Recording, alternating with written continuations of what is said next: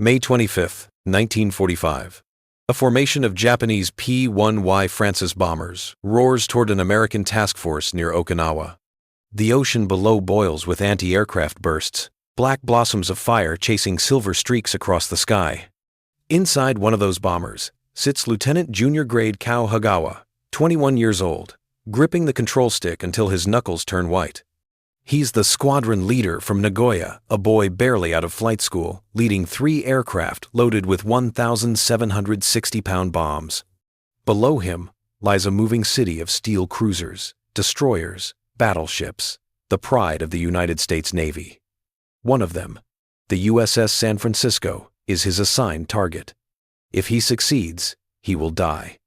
If he fails, he will still die, but in shame. Hasegawa's heart hammers against his ribs as tracer fire laces the sky. He whispers the words that have haunted him through months of training. I will go to the goal this time. He's already failed twice. Both times, mechanical issues forced him back to base, alive. And in the barracks, he saw what became of pilots who returned. Their eyes downcast, their reputations in ruins. In Imperial Japan, there was no forgiveness for survival. He's been told the Americans are monsters, that they torture captured pilots, that they keep skulls as trophies. He's seen the propaganda posters, heard the officers whisper the horror stories. So Hasegawa has made peace with only one ending death. He will strike the enemy ship or be shot down trying. But as his bomber dives, and the West Virginia's guns find their range, another possibility appears, one he never imagined. Because on this morning in the Pacific, one man's act of mercy will rewrite the fate of this young pilot and challenge everything he has ever believed about war, honor, and humanity. The first shells burst so close that the cockpit windows seemed to crackle. Hasegawa felt the Francis shudder violently as splinters of flak tore through the fuselage. Below, the Pacific shimmered under morning light, a beautiful, indifferent stage for death. He could see the American formation clearly now, gray hulls cutting through blue water, their decks alive with gunfire. Tracer rounds streaked upward like fiery needles. The sky was chaos. Smoke, metal, and screaming engines. A nearby bomber exploded mid-air, fragments tumbling past his canopy. The explosion lit the horizon like a sunrise. And yet, somehow, he pressed forward, keeping his eyes locked on the cruiser San Francisco. If he could reach her deck, if he could make contact, his life would mean something. Then the West Virginia's batteries opened up. A wave of concussive force slammed the Francis sideways. His co-pilot shouted something, a warning, a prayer, but the sound was swallowed by engine roar. Another hit. Smoke poured from the right wing. A third explosion. And suddenly the plane was no longer flying, it was falling. Down below, aboard the destroyer USS Callaghan, 20-year-old Boilermaker Robert Thatch was at his battle station when the order came. Enemy bomber, 2 o'clock. Range decreasing. The gunners pivoted their barrels and let loose. Within seconds, a curtain of fire wrapped the sky. Commander Charles M. Berthoff, standing on the bridge, watched the Japanese plane disintegrate piece by piece. He'd seen dozens like it that week. Kamikazes, relentless, fearless, and tragically young. His men didn't cheer when the target fell. They simply adjusted their aim to the next incoming dot on the horizon. But then, through his binoculars, Berthoff saw something unusual. One small figure, drifting on the waves. A man, a survivor. The Francis had slammed into the sea, just off Callaghan's starboard bow. Amid the floating wreckage, a single body bobbed in the oily water, face down, unmoving, probably dead, someone muttered, but Berthoff hesitated. Even as the next attack wave approached, he weighed the choice no captain wanted. Risk the ship 320 lives to save one enemy pilot who had just tried to destroy them. Regulations were clear. You do not break formation in battle. The destroyer's guns were still hot. Sirens still howled. And yet, in that instant, Berthoff gave the order that defied logic and doctrine alike. Launch rescue boats. Down on deck, sailors blinked in disbelief.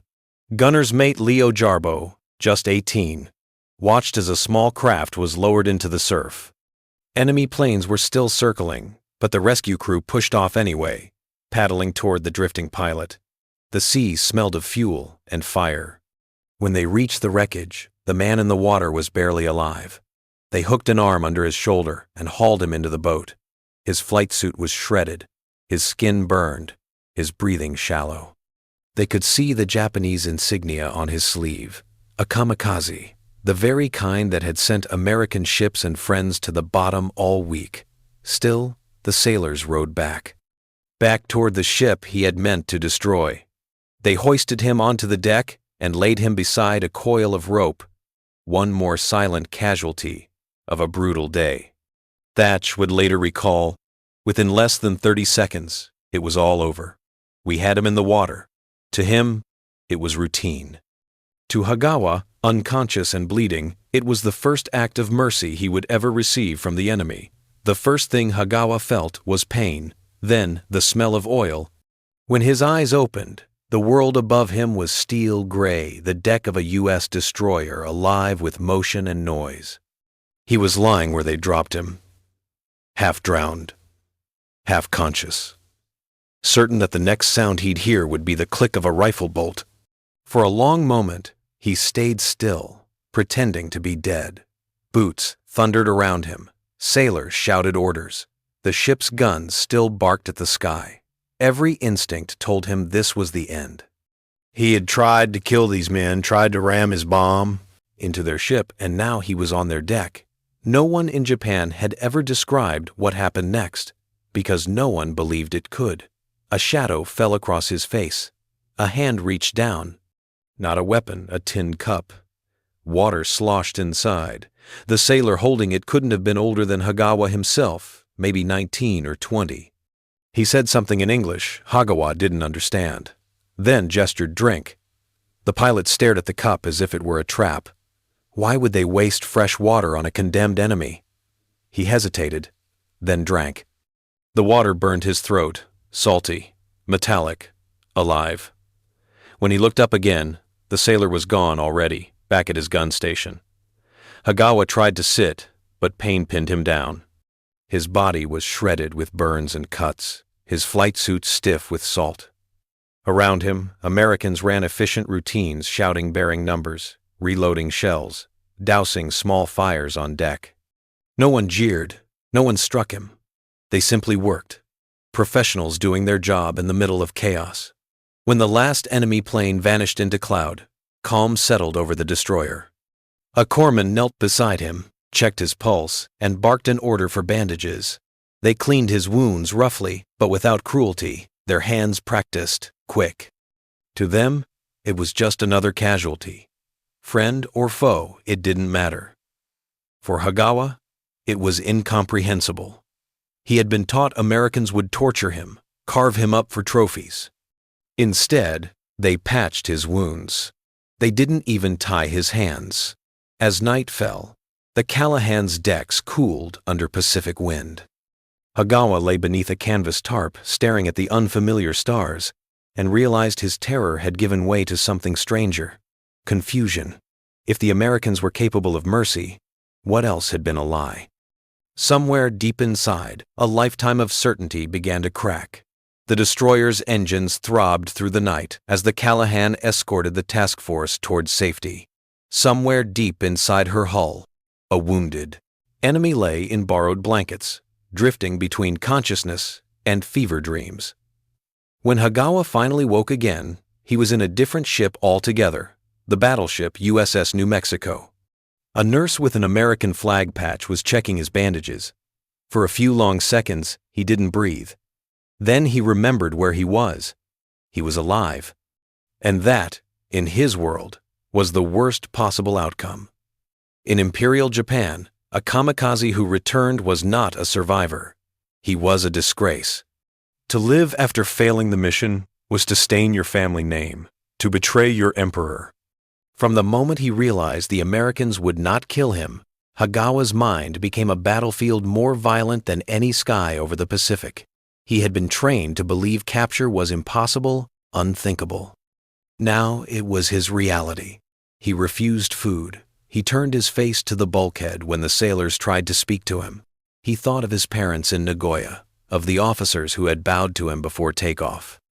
They would never know that he had been spared. In their eyes, his soul was already gone. So, one night, when the ward was quiet and the watchman's footsteps faded, Hasegawa made his decision. He would finish the mission himself. If he could not strike the enemy, he could at least die as a soldier. The attempt was desperate and clumsy, his body too weak, his wounds too severe, but he tried anyway. When the guard found him, blood pooled beneath the cot. The alarm sounded. Doctors rushed in. Hands pressed against his chest. Voices shouted for bandages, morphine. And once again, the Americans saved him. The irony was unbearable. Even when he tried to die, they refused to let him. He expected punishment, maybe anger. Instead, he heard scolding not for him, but for the guard who had failed to keep the patient safe. That night, lying under the dim lights of the New Mexico's infirmary, Hasegawa stared at the ceiling and felt something inside him shift. He had wanted death. They had given him life twice, and they treated that life as if it mattered.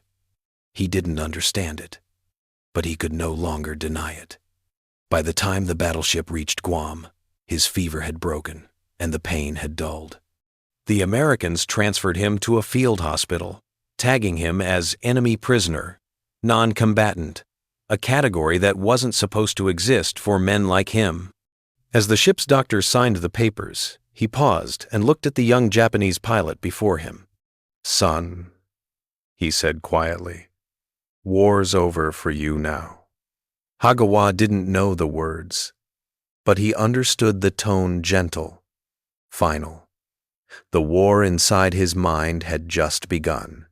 The journey to Guam was long and hot, salt air mixed with antiseptic in the wardroom where Hasegawa was kept under watch. He didn't speak, he barely moved. In his mind, capture was the same as death, only slower, more shameful. But as the days passed, the things he saw refused to fit the world he'd been taught to believe in. Every morning, the corpsman checked his temperature. Every evening, someone left a tray of food beside his bed. It wasn't much bread, beans, weak coffee, but it was food. No one kicked him. No one spat on him. No one paraded him before the crew. When the New Mexico reached Guam, he was handed over to medical personnel from the U.S. Army. The doctors treated him exactly as they treated their own wounded. Bandages changed, morphine measured, charts written with careful handwriting. The officer who signed the papers didn't even look angry, just tired, as if another broken human body, enemy or ally, was simply part of the day's work. At the American prisoner compound in Hawaii, the shocks continued. The camp had barracks, roofs, mattresses. The prisoners were issued clothes, soap, even cigarettes. They worked in the mornings, exercised in the afternoons, received medical inspections. A Red Cross truck came once a week. The guards saluted their officers. The meals were rationed but fair. Rules existed and were followed. It wasn't paradise. It was order. It was civilization. Back home, he had seen American propaganda films where Japanese prisoners were mutilated, burned alive, fed to dogs. Here, the guards played baseball. When one of them lost a glove, he simply asked a prisoner if he'd seen it. The prisoner pointed. The guard thanked him. The dissonance tore through Hasegawa's thoughts. If Americans were capable of restraint, if they obeyed rules even when no one forced them to, what did that say about everything he'd been told? During those months, he heard whispers from other prisoners, pilots, sailors, a few soldiers taken on Saipan or Okinawa. Each had arrived expecting torture. None had found it. They compared rumors against reality, and the scales no longer balanced. Meanwhile, reports filtered into camp. The Allied advance across the Pacific. Japan's cities burning. The Emperor's radio speeches invoking sacrifice. But among the prisoners, a different kind of war was ending. The war between belief and experience. Hasegawa began to watch the Americans closely. He saw how they treated each other, how senior officers addressed enlisted men by name, not by number, how medics spoke to patients with gentleness, even when exhaustion lined their faces. He noticed that they joked, even with prisoners, sometimes offering half a smile before walking away. Humanity expressed in small, ordinary acts. For a man raised in a system where obedience eclipsed individuality, it was astonishing. The Americans followed orders, but they also followed conscience. And slowly, painfully, Hasegawa began to understand that the war he had fought was not only between nations, it was between ideas, submission and self, vengeance and mercy, despair and dignity.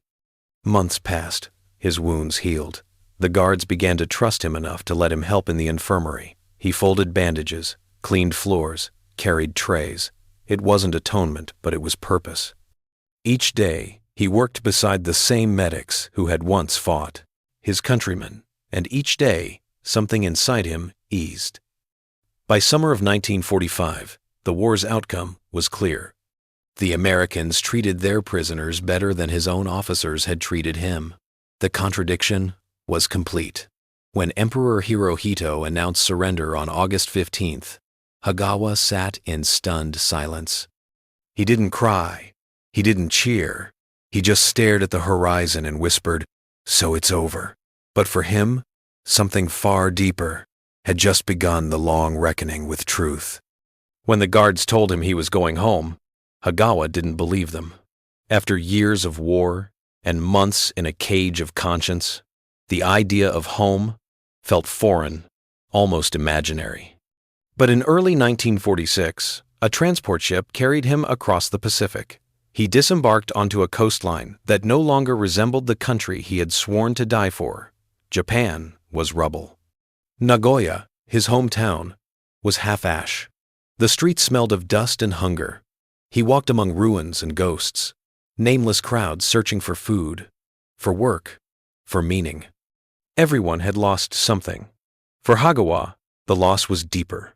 The death of everything he had once believed sacred. He tried to build a life anyway. He enrolled at Kyoto University, studied engineering, married, and slowly entered Japan's post-war boom. The years softened his face, but not the question that had haunted him since that morning in May 1945. Who were the men who pulled me from the sea? Decades passed. He built a business, Rango Company Limited, a packaging manufacturer that would eventually employ thousands. To his colleagues, he was a disciplined, modest executive. Only a few knew he had once been a kamikaze. But every year, as May approached, he grew quiet. He would close his office door and look out toward the Pacific, remembering the roar of the engines, the wall of fire, the hand offering water. In the early 1990s, now a wealthy man with the resources to finally chase his ghosts, Hasegawa began to investigate. He wrote letters to naval archives, historians, veterans groups, anyone who might help him trace the battle off Okinawa. For a year, he sifted through combat reports, ship logs, casualty lists. Then one evening, a reply arrived. It named the ship that had downed him, the destroyer that had risked its life to save him. USS Callaghan, DD 792. He felt a rush of gratitude and then a new wound. Because the letter contained one more line. The Callaghan was sunk on July 29, 1945, by a kamikaze attack off Okinawa. The ship that had spared him had been destroyed by another pilot who had not been spared. 47 Americans lost. The irony was merciless. Hasegawa read the sentence again and again. The very code that had once ruled his life had finally claimed the men who had shown him mercy. For days he said nothing to anyone. He carried that revelation like a stone in his chest. But then something shifted. He realized that tragedy didn't erase grace. If anything, it magnified it. Those sailors had lived and died by a code entirely opposite to his own, a code that valued life, even in enemies, and he decided their memory deserved to be honored. On the 50th anniversary of the Callaghan's sinking, in July 1995, Hasegawa reached out to the U.S. Navy Memorial in Washington, D.C. He asked to attend the wreath-laying ceremony. When permission was granted, he boarded a flight across the ocean he once tried to weaponize. He came not as an enemy, not as a survivor, but as a man seeking to say thank you. The ballroom in Pigeon Forge, Tennessee, was filled with gray hair, medals, and the low hum of memory. About 100 men, former crew of the USS Callaghan, sat at round tables, trading stories of the war, laughing the way only survivors can. Then, as the doors opened, the room fell silent. A slight Japanese man in a dark suit stepped in, carrying a bouquet of white lilies. He bowed once, deeply. No one moved. For a moment, it was as if the Pacific itself had entered that room. The noise of waves, the echo of engines, the half-century of distance collapsing into a single breath. The veterans looked at him, uncertain. Some recognized the name from a newsletter circulated weeks earlier. Kaoru Hasegawa, the former kamikaze pilot their captain had ordered them to rescue in 1945. He had come all the way from Japan to meet them. Through an interpreter, he began softly, "The enemy yesterday," he said, "can be your friend today." He paused, his voice trembling. At certain times, man has to fight against each other, and nations against nations. But when the war is over, they become friends. The words hung in the air. Then, the applause started hesitant at first, then rising until it filled the room. Men stood. Some wiped their eyes. 18-year-old gunner Leo Jarbo, now a retired plumbing foreman, stepped forward and embraced him. "To come all the way from Japan to do this," Jarbo said thickly, "means a lot." Nearby, Boilermaker Robert Thatch, the same sailor who'd watched Hasegawa's plane fall into the sea, shook his head and smiled. "The war ended 50 years ago," he said quietly. "It's time to put all that behind us. I believe in forgiveness." From that moment, Hasegawa stopped being a stranger. He was family. He attended every reunion after that, flying from Osaka each year to wherever the Callaghan's men gathered. He brought gifts, fine watches, lacquered boxes, delicate origami cranes. He hosted lavish dinners in Washington's best restaurants, always insisting the bills be sent to him. He donated $10,000 to the Navy Memorial Fund in honor of the crew that had saved him. And his gestures went beyond ceremony. He invited Admirals William Crowe, Elmo Zumwalt, to join these gatherings, turning them into festivals of reconciliation. He spoke to young naval cadets about compassion, about how one act of mercy could outlast the war that inspired it. One year, a former Callaghan crewman approached him holding a small cloth bundle. Inside lay a wristwatch rusted, the glass cracked. It was the one Hasegawa had worn when they'd pulled him from the water. The sailor had kept it for 50 years. Hasegawa stared at it for a long time, then pressed it to his heart. The following year, he returned the gesture, presenting that same man with a jeweled Seiko quartz watch, engraved with the words, "To my brothers of the Callaghan, thank you." In 2000, he paid for Jarbo and 2 former officers of the destroyer, Jake Highmark and Buzz Bazzetti, along with their wives, to spend 10 days in Japan. He guided them through Kyoto's temples, introduced them to his family, and treated them to the kind of hospitality once reserved for honored allies. They walked side by side through the Peace Park in Hiroshima, silent beneath the shadow of the A-bomb dome. Enemies no longer just men who had seen too much war and lived long enough to cherish peace. To ensure that peace would outlast them, Hasegawa founded a naval exchange program, funding young American and Japanese students to study each other's countries. He wanted new generations to learn what he had learned too late, that mercy could do what war never could build understanding. Until his death in January 2004, he never missed a reunion. Every year, he crossed the ocean to sit beside the men who had once fired at him and then saved him. He laughed with them, toasted with them, mourned the ones they'd lost. The sailors who had risked their lives to rescue him now called him brother. And for Hasegawa, that word meant everything. When interviewers asked him, near the end of his life, how he managed to live with having survived a kamikaze mission, Kaoru Hasegawa would pause for a long moment before answering.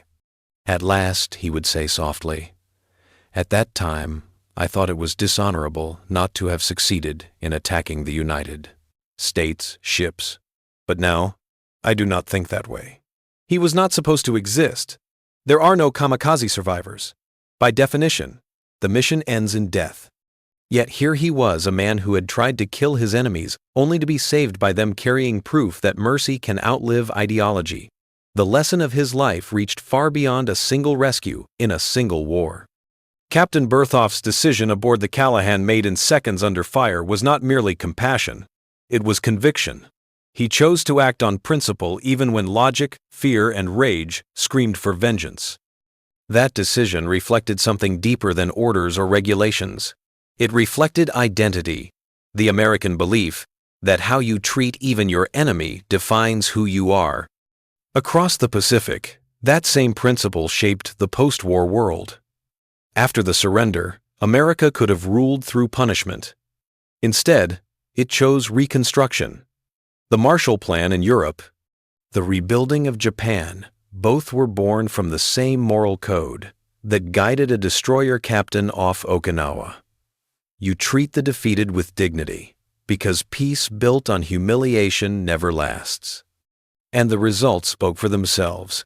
Within a decade, Germany and Japan, nations once sworn to destroy America, stood beside her as allies, partners, democracies rebuilt from the ashes of total war.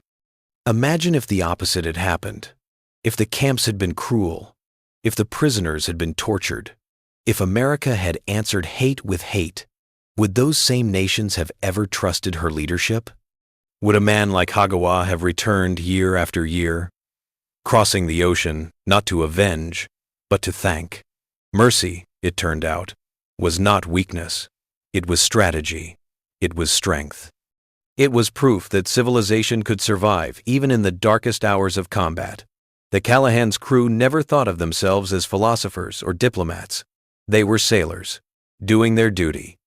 Yet their small act of humanity rippled outward through generations, touching veterans, students, even the grandchildren of men who once faced each other down the barrels of guns.